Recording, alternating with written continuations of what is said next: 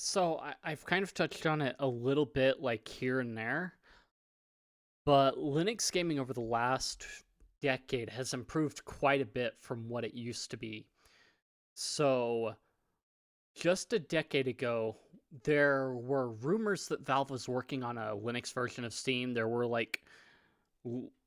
oh, shots and pictures of Left 4 Dead 2 running on Steam and this and whatnot, or on Linux, I mean, and all. But they were all rumors at that point.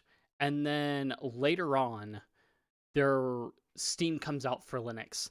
So it was kind of actually during this point that I was away on my mission for a couple years.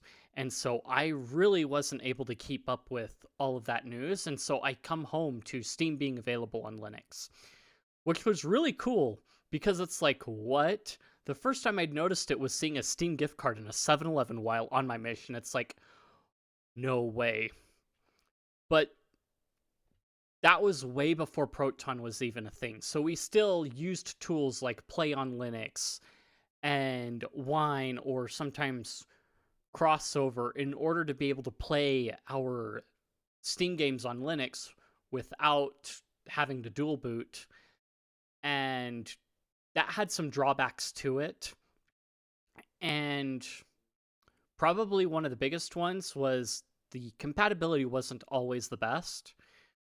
But once Valve started working on Proton, that's when a lot of that compatibility just like shot through the roof.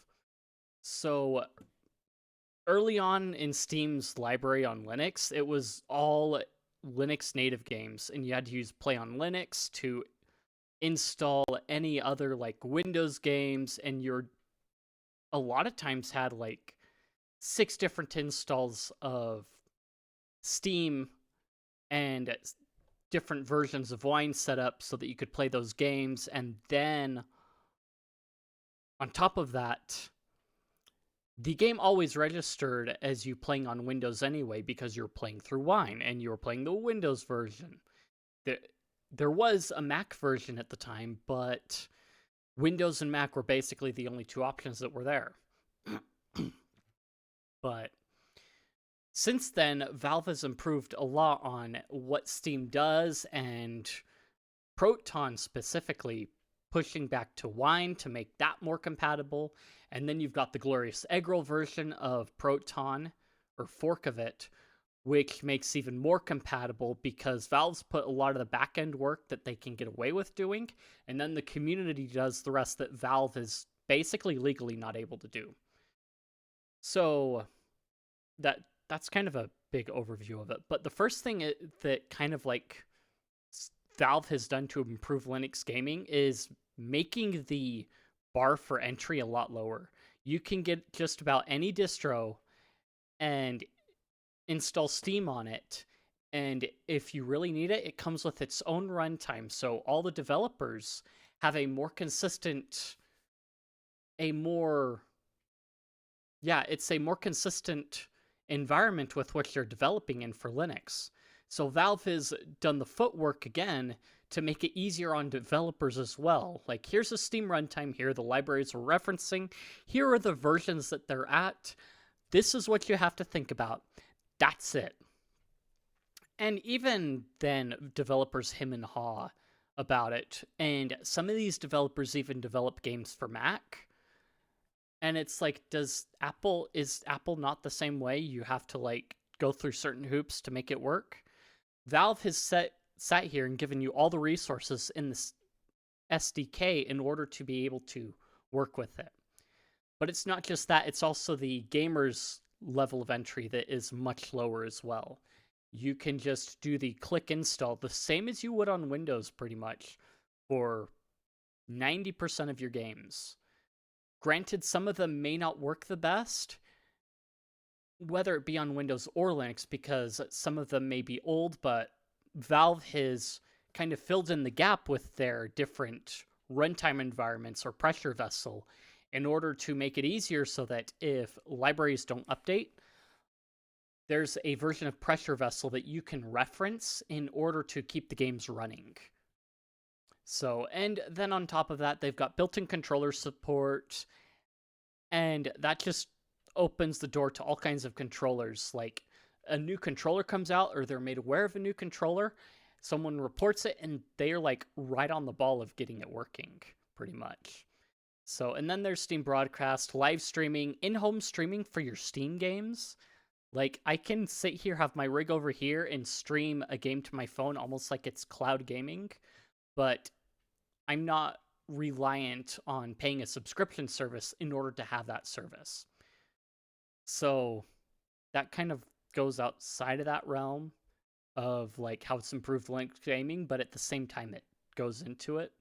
Because Valve supports Pipewire and all these other things as well on top of it. They've put time into supporting the Linux kernel and pushing some things upstream, I believe. And it has helped improve WineSync in the kernel, and there have been a number of things that Valve has pushed to the kernel alone to help improve gaming compatibility across the board. But specifically with Proton, I remember in one case where the PC port of Elden Ring had a bunch of caching issues, so it constantly lagged. And Valve's like, well, we got a workaround for that for Proton. We'll just do the caching inside of Proton, and then it'll help the game run a lot faster. And it worked out really well. When you are installing different games in Steam, what you'll get shader. You can download shaders to pre-cache and pre-compile so that your games run a lot better. And they might do that on Windows. I haven't really looked, but I know for sure on Linux, I'm like, there are quite a few times where I get shader updates in Steam, and that is to help improve the performance so that you're not sitting there having to do it on the spot and then caching it while you're playing the game, which makes sense. And then there are a whole host of other things, like you'll find older games that may have problems running on newer versions of Windows that, thanks to Proton and the numerous versions of it, you can run an older version of Proton and run that game just about perfectly. And in some cases, even a more up-to-date version of Wine or Proton will run the game just fine and perfectly as well. Because that's it's just what it is.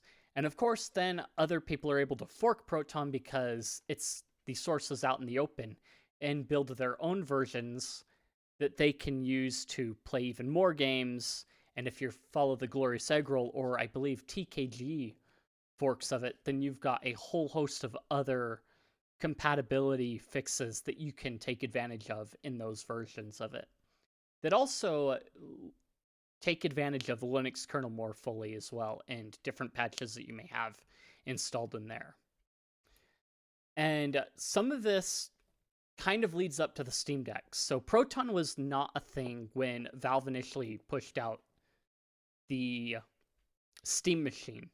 So a lot of games didn't run on the Steam machine because it was Linux based, and a lot of games still were only for Windows. But now that the Steam Deck is out and Proton has improved everything, a lot of things, more developers are willing to kind of support Linux because it's become very popular for the Steam Deck, and a lot of people have gotten hyped over it. And there's a lot of cool things you can do with it.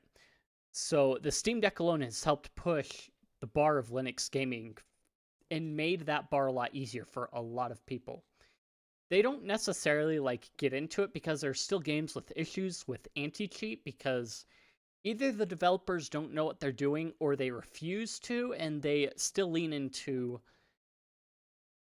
old myths about Linux, when probably in a lot of cases, some of those myths apply more to Windows than Linux ever.